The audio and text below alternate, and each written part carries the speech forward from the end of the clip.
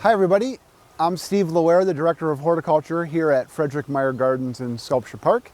And today I'm standing in the Moss Garden in the middle of the Richard and Helen DeVos Japanese Garden here at Meijer Gardens. And I want to talk a little bit about hostas. And hostas are one of those perennials that I think everybody is familiar with.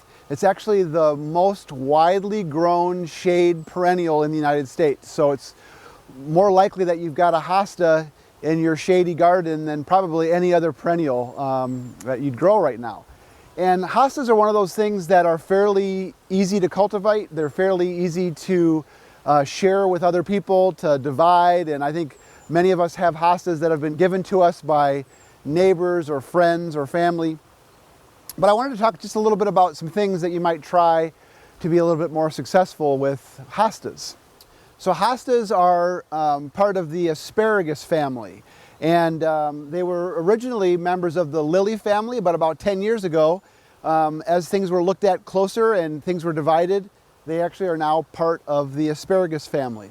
And hostas are predominantly grown for foliage. You can see kind of this group of plants that are here next to me. And there's a wide variety of hostas, from large leaf hostas, which we'll take a look at here in a minute, to small leaf varieties. But they're predominantly grown for their foliage. They can have variegated foliage, and they can have foliage that's, a light butter yellow all the way to a dark blue-green. But they also have beautiful flowers, and we'll see those on some of the hostas here in the garden.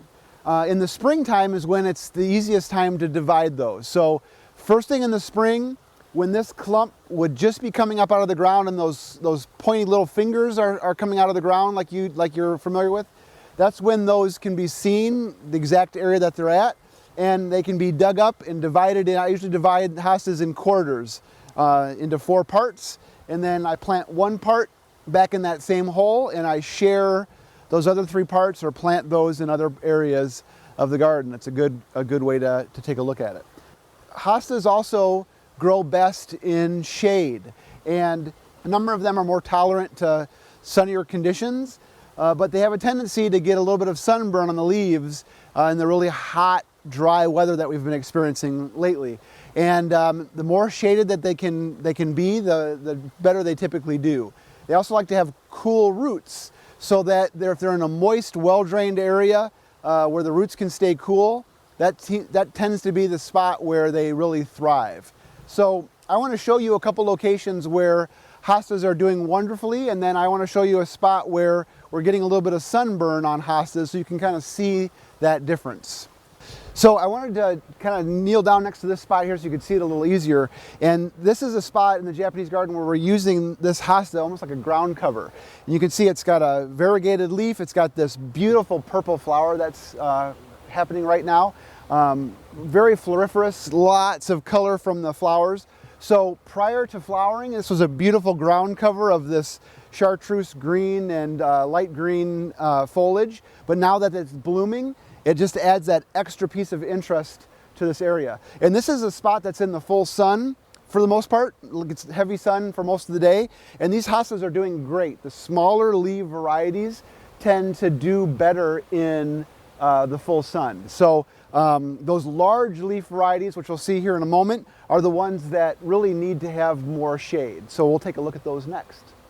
So now we just stepped over just adjacent to the main gate here in the Japanese garden. And this is just a beautiful grouping of large leaf hostas that you see here. And you can see to my side is where these are in the full shade. I've got the canopy above me, and they're shaded by this umbrella pine that's here. And they've got these nice dark green leaves. So this is the way that this variety looks when it's growing in the full shade.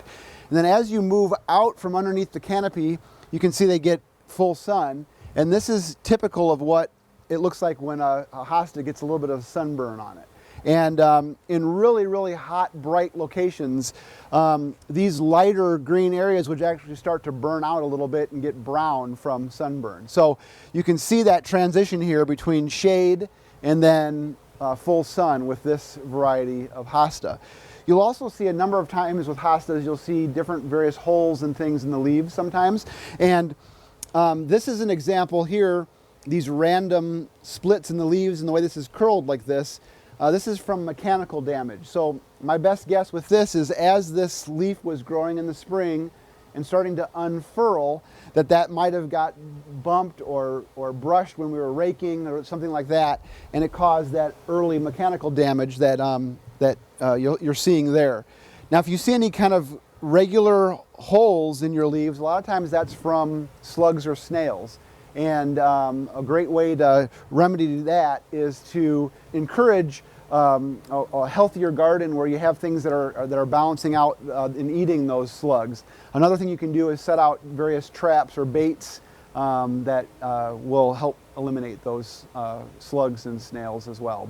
So you've got healthy hostas and then hostas that have a little bit too much sun, and that changes throughout the year based on the amount of canopy overhead and what's happening with our weather.